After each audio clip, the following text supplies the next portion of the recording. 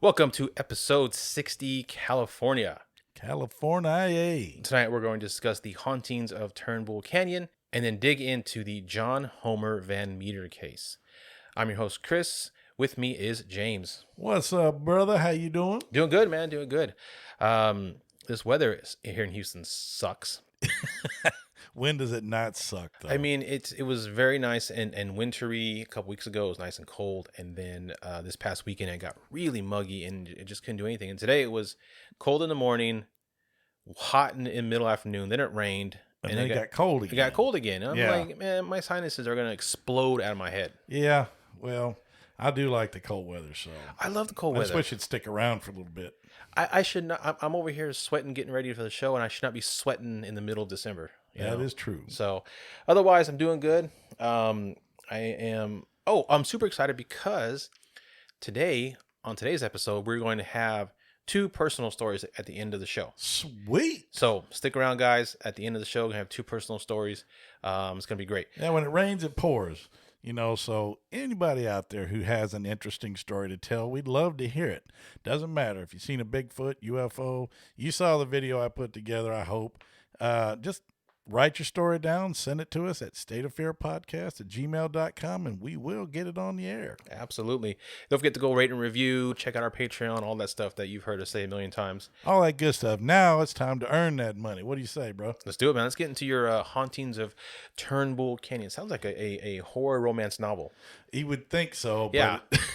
Let's hear it. you'll be surprised. This place is actually has quite a history, should Awesome. I say. I'm excited. Okay, Road Warriors, this week's point of interest takes us to an area inside the Puente Hills Preserve near Whittier. I don't even know where Whittier is, but I did look this place up on a map, and it is the extreme southern part of California. Oh, okay. Near the border? Not quite, but maybe 60 miles north of it. Okay. A 4-mile loop trail runs through it, and it is named after a murdered Scotsman. A murdered Scotsman in California. That sounds made up. Yeah, well, I know, but you'll see why. I am speaking about Turnbull Canyon, the setting for many unfortunate incidents, and it is said to be vastly haunted. I mean, they say there's ghosts everywhere in this place. The thing is, awesome. most of the stuff I dug up on it, very little is to do with ghosts, but you'll see what I'm talking about. Okay. It's still messed up. All right.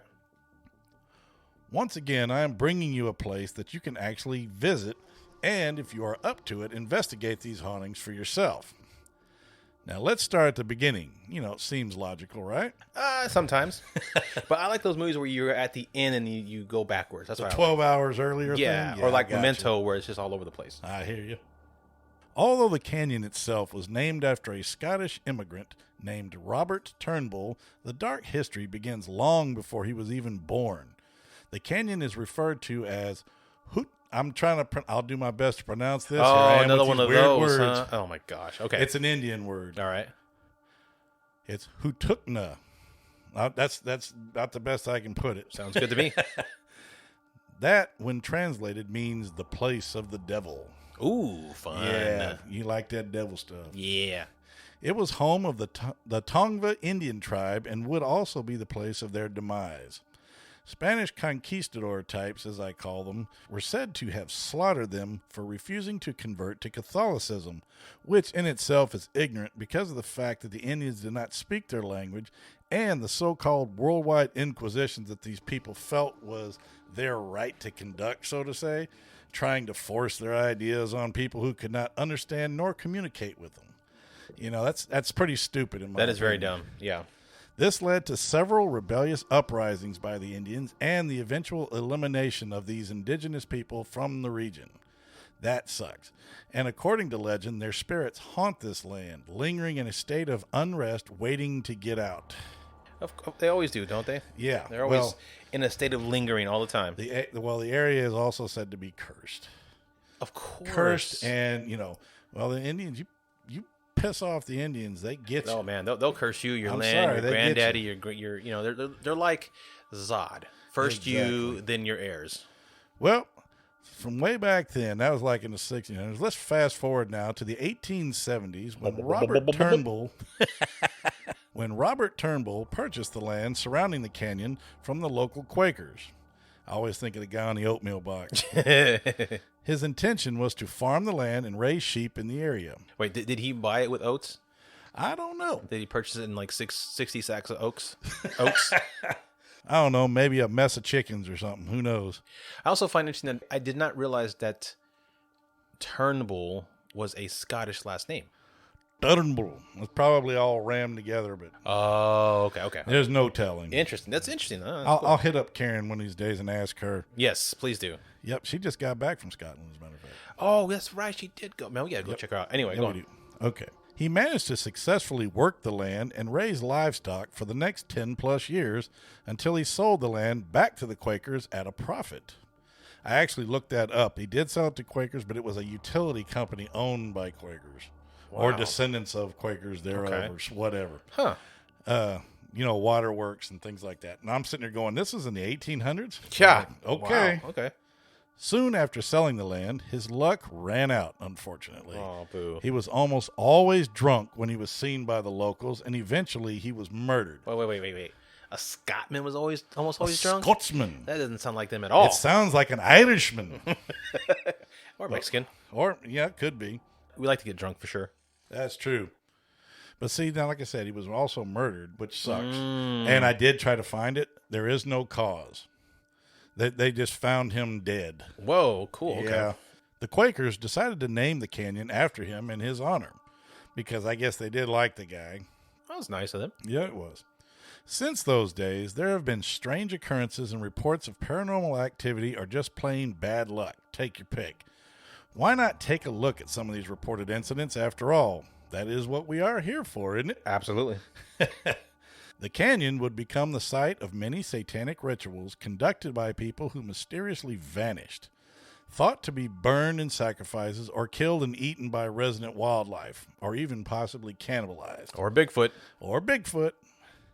Another story you're going to love this one. Okay. Another story involves a group of teenagers who broke into an abandoned asylum that had burned many years prior, and there was no power to this place. Uh-huh. However, for somehow, I don't know how this happened. This one gets me. Okay. One of the boys who playfully donned one of the shocking helmets that they used on the patients was actually electrocuted to death as his friends watched. So it says. Okay. That an old abandoned asylum, no power, it burned. I'm thinking that one's a BS. I've seen that in plenty of movies. Indeed. Now, on April 18th, 1952, this was a good one because this one is legit. The L.A. International Airport Control Tower lost contact with Lewis Powell, captain of Flight 416. The plane was expected to land in Inglewood, California at the L.A. International Airport sometime around 3:30 a.m., but it never arrived. The plane crashed in the fog and was undiscovered until around 10 a.m. that morning by some passerby. He was just cruising through the canyon and saw it. And it was due to poor visibility and low fog banks. Okay. You know, it was burning, but you couldn't tell the smoke from the fog, Right. I'm guessing. Yeah. Who knows? The unfortunate part of it is there were 29 people killed. Now, this one's kind of funny. In the early 1900s, oil exploration had begun in the area, but one day 2 oilmen were chased out of the canyon by 2 large cougars. Not the sexy kind. When their horses were spooked and panicked. And that's all it says. I tried to find more on that, but apparently wildlife, mountain lions, bobcats, and even bears, were running heavy in this area. Oh, yeah, I'm sure. Yeah. In 2009, a woman knocked on a local's door in her underwear with her shirt tied tightly over her throat. The woman, who thought she was with quote-unquote friends, was attacked and had her throat cut, and then she was tossed over the side of the canyon. Whoa. Now, she was able to climb to safety and seek help, and she did survive the incident. Wow. I was like, damn. I bet they're going to regret that. Mm-hmm. Now, this was a brief one, and there's not much info on it, but in 2011, a 41-year-old woman who was not as fortunate as our previous guest was found murdered in the canyon. And police officials did arrest her boyfriend then 7 years later for the murder. Okay. She was hit over the head and tossed over the side. Wow. Now, this one's pretty messed up here, too. course, like I said, the history of this canyon is Pretty just dark. Pretty dark, yeah. On October 12th of 2002, so not real recent, but recent enough. Yeah. On October 12th, 2002, Gloria Linda Gaziola was shot in the head before being dragged for 4 miles to Hacienda Heights. Her body was discovered in an intersection. Her killers, who hijacked her car, were said to have eliminated her because she was going to testify to crimes they had committed. So in other words, they put a hit on her. Yeah. But the problem is, after killing her, they were unaware that her foot was caught in a seatbelt when they pushed her out, and they dragged her for 4 miles until they were able to dump her body in the intersection of Hacienda Boulevard and Colima Road. Shit. So you can actually go to this place. I actually looked it up on the map. That is a very violent death. Yeah, that was horrible. Now, these are just a few examples of the dark history that has stretched over centuries, from genocide to ghosts, from murder to mayhem. This canyon, located in Southern California, is one dark place. So, Road Warriors, another place you can visit and explore the mysteries for yourself, I would say. As always, make sure you have permission to be in any area that are not open to public. Be safe and keep your eyes and ears open. You never know what you might see or hear. But there is only one way to find out, right? They do have tours if you want to go that route. Oh, cool. But personally, I would do my own investigating, to eliminate the embellishment and the overzealous storytelling and all that crap. I also have a small issue with making money off tragedy, although I do know this happens. But all said, Turnbull Canyon, which I had not heard of until I researched it, sounds like the devil's playground faux show. Yeah, it's definitely a violent place for women, that's for sure. Yeah, not a good place. I was like, good Lord, man. Wow. But it is also referred to as the Devil's Triangle of Southern California. Really? Yes, because there were plane crashes, there was murders, disappearances, bodies have been discovered there of missing people, all kinds of stuff. Cool. I mean, it would clog up, hours reading this stuff. I just picked a few stories, but yeah, missing persons. There's been animal attacks. All of it, man. Yeah, that seems like a lot going on in Southern California. That's man. Okay, maybe that might have to be the first place we go to when we take this eventual road trip that we plan on going to. Yes. Yeah, I want to stay a couple of days there and see if we can, try and find some activity. Maybe some cougars, both animal and non-animal. And we have a lot of areas that are listed on the map. Yeah. That are in some of the descriptions of these happenings that we can go to. So. Yeah, it's interesting that you brought up the tales or the legend of devil worshippers and Satanists and stuff, because the story we have coming up has to do with Satanists in California as well. Well, you know what? But it's in the northern part. Yeah. Not the southern part that you went to. So apparently all of California is just evil. Just evil. That's right. I said it. I'll say it. Yeah. Hollywood. Damn right. Terrible, terrible place. Yes, it is. Well, let's go ahead and take a break, and then we'll get back at it with the John Homer Van Meter case. Indeed, sir.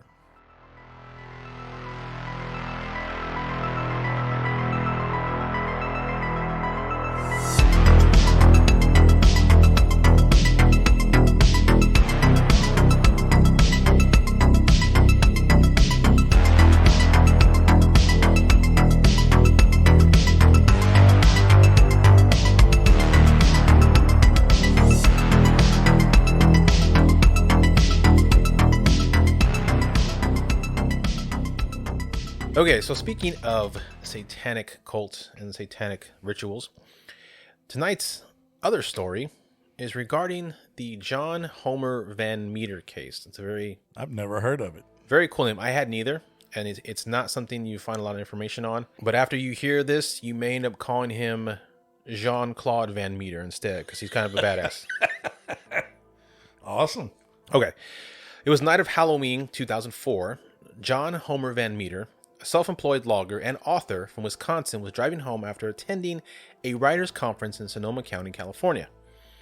He happened to notice a convoy of black automobiles driving into the woods. He followed the cars and eventually went out on foot and came upon an encampment. A bonfire was going, and he was able to make out a woman tied nude to a stake in the ground. He saw that people walking around the campsite were also walking around nude, and felt perhaps that they were performing some kind of satanic ritual on the kidnapped woman, or were about to. So, John grabbed the gun from his truck and went out to confront the group of people in the wooded area. He reached the woman at the stake and successfully freed her while taking gunfire and was shot several times in the process. Damn. Shooting back at his attackers, he apparently shot and killed 4 of the kidnappers and wounded a few others. Way to go, Jean-Claude. That's right, John Homer Van Meter. the muscles of non-Brussels. He managed to get the girl to a vehicle and instructed her to drive off, which she did. He would never see her again. The woman would end up driving to Oakland and called her brother to come and pick her up. After he did that, John Homer Van Meter, or Jean-Claude Van Meter, went back in and began chasing a man through the woods, each man taking shots at each other while running. Dang, you went back in there, huh? After he'd been shot like 4 times, yeah. Shit. As the chase continued, the man yelled out to Van Meter and said, quote, "We have the police and the FBI in our hip pocket here. If you kill me, you'll live in a 10-by-10 cell for the rest of your life." After Van Meter shot and killed the man, who was later identified as a cult leader, he searched the man for identification and found a business card with a phone number on it. The next day, he called, and a woman answered with Federal Bureau of Investigation and then hung up. The day after that, he called, and the number was no longer in service. Uh-huh. Fake. Van Meter filed a report with Sonoma County Police and headed back home to Wisconsin. The police waited 4 days before going into the woods to investigate and, of course, found nothing. What the hell? 4 days? You'll see. Yeah, Damn. you'll see. Yeah. They would end up charging him with filing a false report. He reached out to an attorney in Sonoma County who informed Van Meter to never come back to Sonoma County or he would end up being put in jail. He claimed the local officials were corrupt and he would end up serving time. That's why. You need to get your ass out of here, boy. That's why they waited 4 days, because they're corrupt as shit. I got you. That attorney was able to reduce the sentence on his case to $10,000, sorry, and a year of probation. And what about the gunshots he received in the fight? How do they explain that? Well, the police claim that Van Meter shot himself. What? To help perpetuate the story. Oh, forgot. 4 times? Mm-hmm. Yeah. Once shoot in the yourself stomach. one time. Yeah. Once okay. in the stomach. Yeah. Sure. Yeah. Okay. We'll go with that. Around 1.5 years later, Van Meter, who was an avid hunter, went out in the woods in Wisconsin near his home to do some yearly hunting. While out there, he sees a car pull up next to his car and 2 men jump out. Damn, 2 state bonus. Yeah. I like it. He claims some of the men he wounded in the 2004 incident found out his identity and came back for revenge. Oh, hell. Another shootout ensued. Van Meter was able to hit both men, one twice and the other 4 times. Whew. That was enough to scare him off. However, you think? he himself was shot 5 times. Ay. Thankfully, a good Samaritan who was driving by at the time was able to get him to a hospital and get medical care. By this time, Van Meter had been shot 9 times from 6 different weapons. Holy crap. Again, Van Meter reported this incident to the police, and yet again, they came to the same conclusion as they did the first incident, that he had shot himself. 5 more times. Mm-hmm. I know. Ugh. Even though it was proven that he was shot with several different guns and bullets, and his car had been turned into Swiss cheese the second time. Golly. Now, he ended up being tried by the state, and the courts came to the conclusion that Van Meter had made up the whole story, and he was sentenced to a short jail term of 14 days. Add to that a $2,500 fine and a year's probation. Oh, for God's sakes. Thankfully, that encounter in the woods would be the last run-in with the cult, who decided to leave Van Meter be. Now, a former FBI chief... They're probably tired of getting shot. Well, they got their ass whooped twice. You know, he killed the leader the first time, and then he shot the next 2 He keeps getting up like a T-800. So I'm saying, he's Jean-Claude Van Meter, you know? That's right. Now, a former FBI chief, Ted Gunderson, worked on the Van Meter case and eventually became friends with him. Years later, Gunderson would receive a letter from the woman Van Meter saved. The woman he rescued changed her name and had been in hiding since the event. However, not long after her escape, she sent a letter to law enforcement about her experience. Ted Gunderson received a copy of the letter and read it out loud at a conference he was speaking at. Here is the letter in its entirety. So now we're going to get what happened from the woman's perspective. What happened to her. This is one of those movies where like that one movie we saw where it's like 6 hours later and then it's from the boyfriend's point of view. Okay, so what I'm about to read is not completely grammar-wise, flowy, but this doesn't matter. It's exactly how verbatim, she wrote it. Right? Right, exactly. Yep. I am the woman from the Satanic Cult abduction case on Halloween.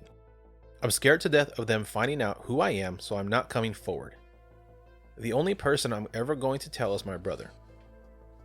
He thinks it'd be best if I stay anonymous, but he has convinced me to write down everything I remember exactly as I can and send it to the police. So, this is what I'm doing. They were going to rape and murder me, and I hope they get caught. People need to know what's happened to me. I'm so scared of them finding out who I am that I'm writing on an old typewriter so it won't be on my hard drive. Smart. Yeah. It started the night of Saturday, October 30th. I was walking across a parking lot in Oakland, California, and 4 guys got out of a car and grabbed me. They gave me a shot with a hypodermic needle in my thigh. I was unconscious for what felt like seconds. When I woke up, I was in handcuffs with my arms behind my back. My feet were tied together, and the cuffs were tied to something. I couldn't move. They blindfolded me, and I had tape over my mouth. I didn't know where I was or how long I was there. I was thirsty, and I felt like I couldn't breathe, and I had to go to the bathroom. I was terrified. As I laid there, I thought about what had happened to me over a long period of time. I'm not a religious person, but I prayed for the first time in my life for God to save me. I passed out again and had a dream where I saw a big white dog that sat down next to me. He looked at me and turned its head sideways.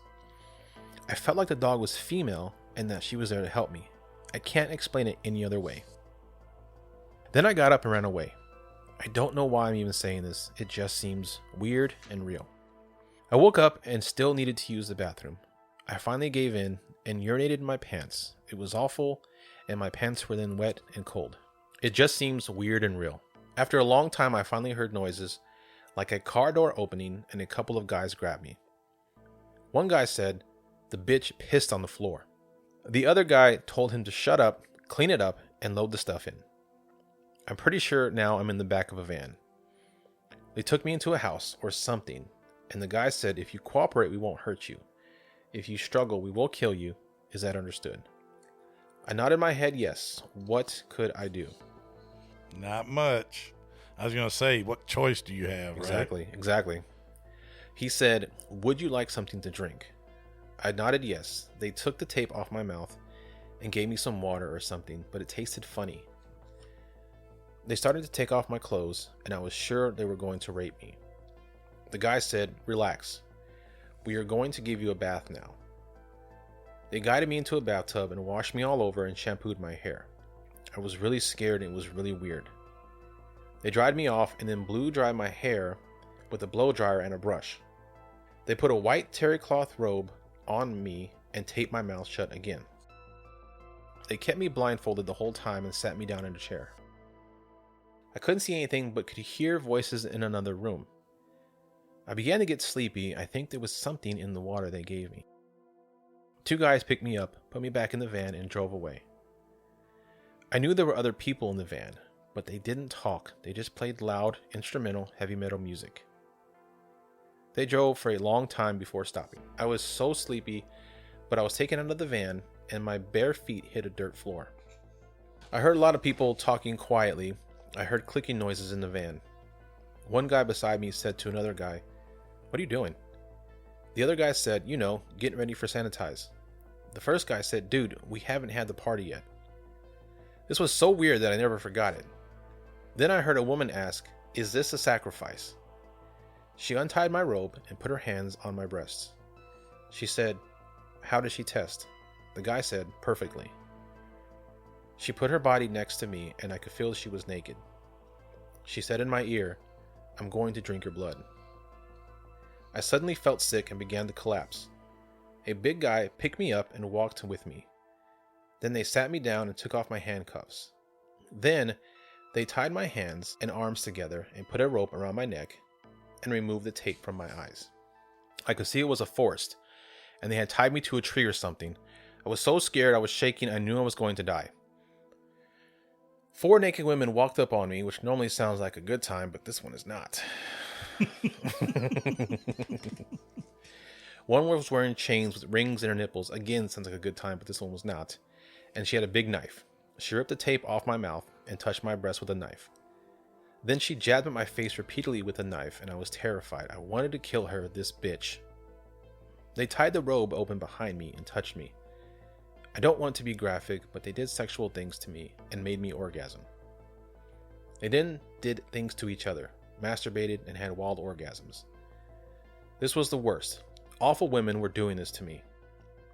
I hope they all get a terminal disease and rot in hell. Then some guys unrolled a big plastic sheet in front of me, and then they made a fire. It began to get dark. A bunch of naked people gathered in front of me. They began chanting in some weird language together. A man then came and stood in front of me. He was older than the others, maybe 30. That's not old, damn. Damn, if that's old, I'm in trouble. If that's older than the others, what were they, like teenagers? I guess. Jeez. He was over 6 feet tall with a real lean build. His hair was almost black, so was his beard. Someone was behind me and pulled the rope on my neck tight, which forced my head up, and I noticed he had weird eyes. He had his hands on my breasts, and I stared into his eyes as he stared into mine. He never blinked. Looking in his eyes, it's like I was hypnotized. He put me in a trance, and it was like I was staring at a snake. He then put his penis inside me. I then heard loud yelling and guns shooting. The snake-eyed man jerked away from me and stood looking through the forest towards the noise. Everybody ran to the trees. The snake man poured water onto the fire and walked away quietly. I heard him say, "Kill her."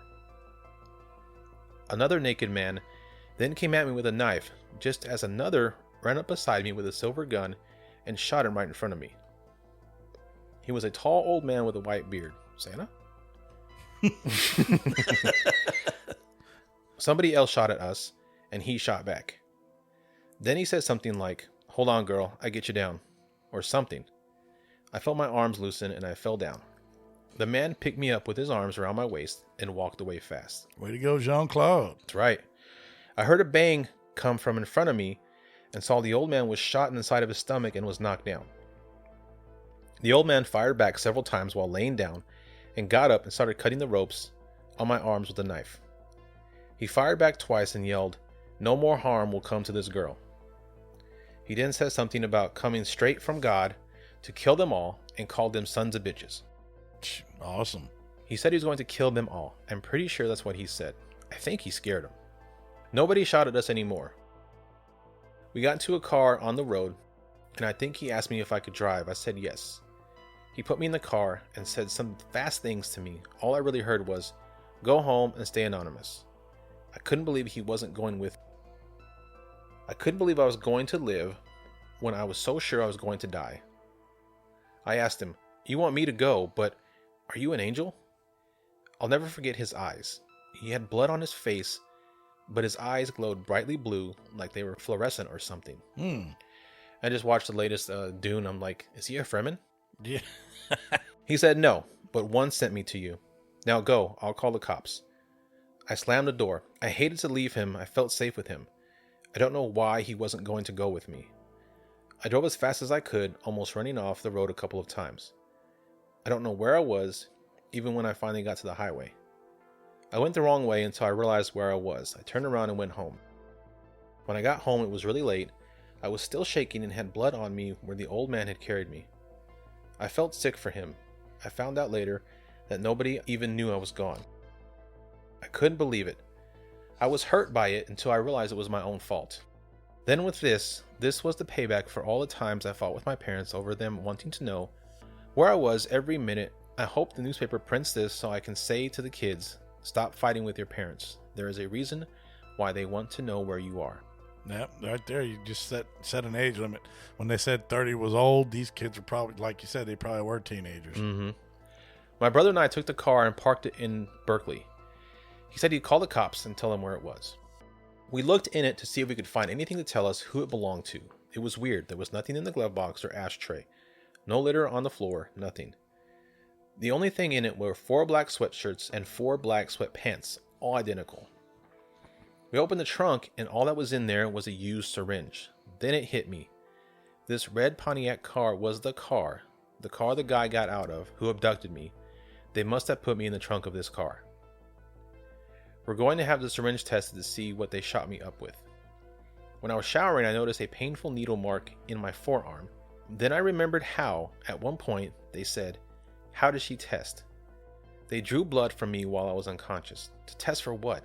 AIDS? I then remembered how the guy said, perfect, and I wondered if it was something else. It really scared me. Interesting. I'm really sick and frightened for the man who saved me. I don't have a TV and haven't been calm enough to watch with anybody else. My wonderful brother has been on the run and hadn't done anything either. I learned last night how you can tell a lot about a man who's looking really close into his eyes. The snake man and the old man who saved me were exactly the opposite. You could see it in their eyes. What I remembered most of this is the shiny blue eyes of the man who saved me. He reminded me of my grandfather. I want him to live because he's a good man who somehow miraculously saved me, and because I wrote down in the newspaper and explained to me why he looked like my grandfather. I can't think of him dying, and I'm scared to death that's what's going to happen. I know now why he stayed there. He was mad as hell and he wanted to kill them. My grandfather had a bad temper for bad people. I hope he does kill them. I know these snakes did this before to others like me, and if they live, they would do it again. I especially want the snake man to die. Well, you got your wish. He got killed. Sweet. I never want to see him ever again. People like this can't be rehabilitated. I can never forgive him. It took me all afternoon and all night to write this. I hope it makes sense to someone who reads it. I had to take a lot of breaks before crying. The sun will be up soon and it will be another day. My brother is leaving soon to mail the letter away from my home. I don't want those snakes to know the zip code I live in. Then he is going out to the forest where I think I was taken to look for the man who saved me. I'm going to stay home and pray for God to save this man. He saved me. I hope he will save the man who is sent to do this. I don't know if this will help catch the snakes who tried to rape and kill me. I tried hard to remember anything I could, and I'm still so shaken up I can't think.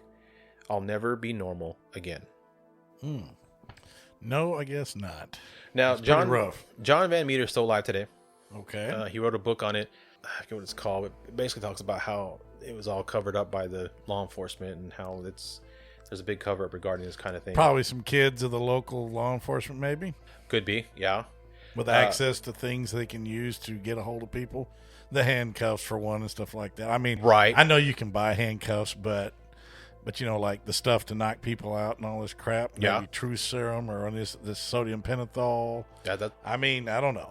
And the fact that the police waited so long to go out. Yeah. I mean, maybe they true. know it's their kids, so they're trying to cover it up. Yeah. But like I said, he's still alive today. However, on July 31st, 2011, Gunderson's son reported that his father had died from bladder cancer at the age of 82. Oh, man. Gunderson himself describes suffering from a decline in health after being diagnosed with arsenic poisoning, of which bladder cancer is a common symptom, by his doctor, Edward Lasidi. Lasidi reported that he was assisting Gunderson with treatments to neutralize the arsenic, but due to Gunderson's busy schedule, he did not have time to undergo more comprehensive therapies to fully remove the poisons from his system. Many conspiracy theorists believe he was poisoned for his work exposing the cultists and their activities. As far as Van Meter and the woman, they seem to be both alive and well to this day. Nice. I want to go meet Jean-Claude. Jean-Claude Van Meter? I want to meet him. I mean, he just got that divine, like, something's going on sort of thing. Right. And he went out there at just the right time. You know, he got shot 4 times, but didn't go down. He shot some fools and killed the snake man. He says, I'm going to kill them all. When you said that, I was thinking Wick. Oh, yeah. It says, whoever you send. Well, his name is Whoever John. comes, tell them I'll kill them all. I'll kill them all. That's maybe, right. Maybe instead of John Van Meter, we call him John Van Wick. John Van Wiki. John Van Wiki.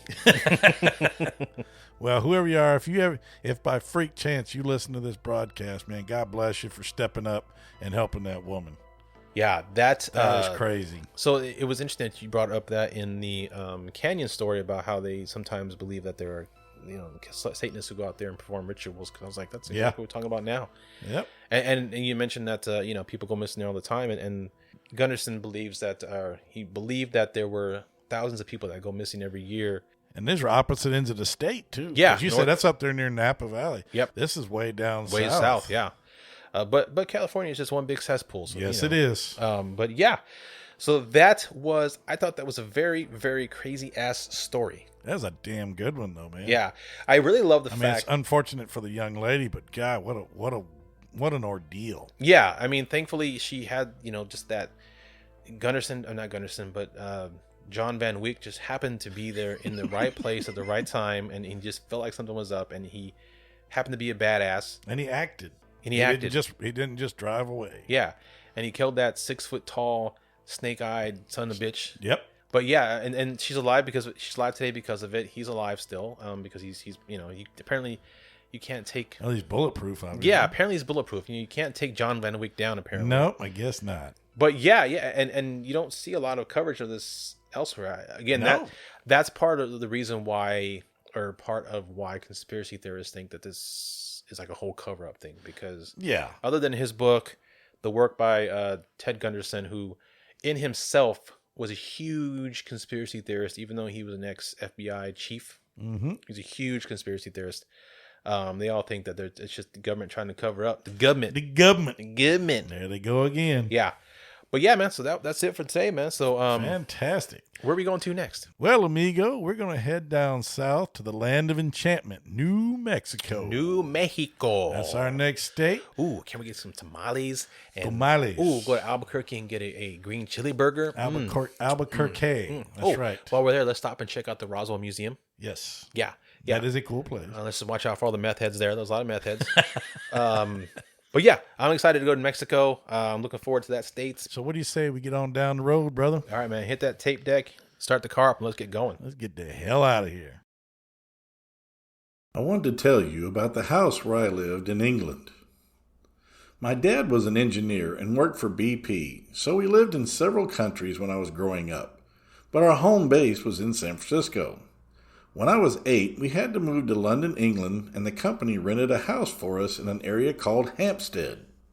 The house was built in the early 1900s, and we loved it. It was gorgeous. It had 4 bedrooms, and it was quite spacious, especially for a small family of 4, my parents, my younger brother, and I. The first few months went by without any incident, until one day we came back from the movie theater at night and noticed that all the lights in the house were on. The TV in the living room and one of the radios were on too, but nobody was there. All the doors and windows were locked, and there was no sign of forced entry. Nonetheless, my dad called the police. They came a few minutes later and inspected the entire house and concluded that whoever did this had to have had a key. They told us that it had to be someone we knew, and more than likely they were just playing a joke on us.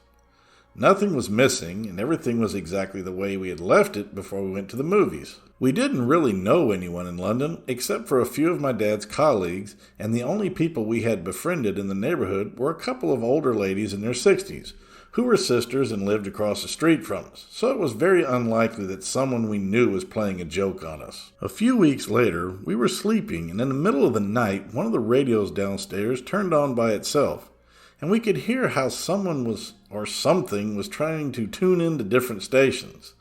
So, my dad got up right away and came into my room to see if it was I that was the one playing with the radio, but when he saw me and realized that I had just woken up, he ran downstairs to inspect the situation. Obviously, nobody was there, so he just turned off the radio and went back to sleep. After that night, we would hear steps in the living room almost every night. It sounded as if there was someone walking around the living room and the dining room area, back and forth on the hardwood floor. We would also hear something that sounded like a screeching noise. Sometimes we also heard the sound of dishes being washed in the kitchen, or furniture being pushed or dragged around, or other odd noises. Months went by, and the activity seemed to increase to a point to where things were happening on a daily basis. Very often, I would hear heavy steps walking up the stairs, and they would stop right outside of my door, only to turn around and go back down the stairs. These were almost daily occurrences. One night, my parents invited 4 of my dad's colleagues and their wives over for dinner. 2 of these couples had children about my age, so the adults were sitting at the dining room table having drinks after dinner, and we, the kids, were playing board games on the floor in the living room. For whatever reason, my dad jokingly started talking about the ghosts who lived in our house, and everyone was asking questions about them and having a good laugh. Now, obviously, no one took it seriously, but unexpectedly, a glass vase that we had sitting on a sideboard just flew away sideways about 8 feet from where it had been resting, crashing to the ground. At that point, everyone in the room got up and ran out of the house into the street, Many of them didn't even want to come back inside the house to get their coats and purses, so my dad had to do it for them. A couple of weeks later, my mom asked a Presbyterian priest to come into the house to bless it, so he did. After that, things got pretty quiet for about 2 months until one day my mom, my brother, and I were having dinner. It was a stormy night, so all the windows were shut tight to prevent drafts. Suddenly, the electricity went out as we were finishing our dinner. My mom lit up a couple of candles and gave me one of them. We started making our way up the stairs to the second floor when all of a sudden something blew out our candles and we even heard the sound of the wind, the same way you do when someone blows out a candle on a birthday cake. My mom grabbed my hand and dragged me up the stairs as fast as she could while she was carrying my little brother in her arms. We ran into the master bedroom and stayed there until the power came back on a few minutes later. After that, my dad arrived home from work. 2 weeks later, his company found us a new house in a different part of town, and we stayed in London for a couple more years until we moved back to San Francisco in 1980. Many years later, in 2004, I got a job as a business consultant working for a British company in New York, and eventually I had to move to London with them for a little over a year. While I was there, I thought about going back to Hampstead. I wanted to see the house where we had lived. It seemed like it was such a long time ago, and sometimes I wondered if everything I remembered actually happened or if it was something we imagined. So, one day I drove down there on a Sunday morning. I parked my car right outside and stared at the house for a few minutes. Suddenly a man came out and asked me if I needed something. I got out of my car and told him that I had lived in the house when I was a child and briefly told him my story. I didn't say anything about our paranormal experiences at first. I just told him why we lived there and how long we'd stayed in the house. He asked me if we enjoyed it, and if we noticed anything strange about the house while we were there. So, at that point, I knew what he was talking about. So we had about an hour-long conversation about the strange happenings. He invited me in and I accepted, even though I was not too happy about it. I felt really weird being back inside. He told me about his experiences, and later on I had a chance to meet his wife and teenage daughter. They all shared their stories with me. That was the last time I was there, and have no intention of going back ever again. Every now and then I dream about the house and relive some of the things that I experienced as a child. Fortunately, it doesn't happen very often.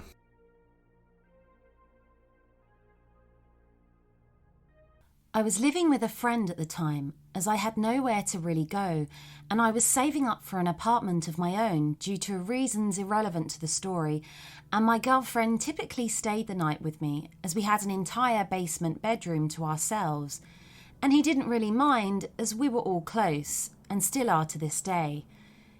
I was a pretty heavy smoker at the time, and went outside to take my habit away from the house, to which my girlfriend would follow to partake as well. So, like any other time that my nicotine craving set in, I would grab my lighter from the bedside table and go to head out into his driveway. My friend lived out in the country, surrounded by forests, country roads, and several farms. He had a pretty sizable yard in front of the road, which led into some dense trees, and the only place really open around those parts was a gas station you could walk down to in about 5 minutes. Anything else was a good 15-20 minutes away. Anyway, as I head outside, my girlfriend behind me, her and I are having a pretty light-hearted conversation, inside jokes and whatnot, before something catches my eye near my vehicle, which was parked under the old oak tree near the centre of his yard in the driveway. I'm sure everyone knows the feeling of trying to focus on something that you feel isn't supposed to be there, so you tune everything out around you. Well, that's what was going on.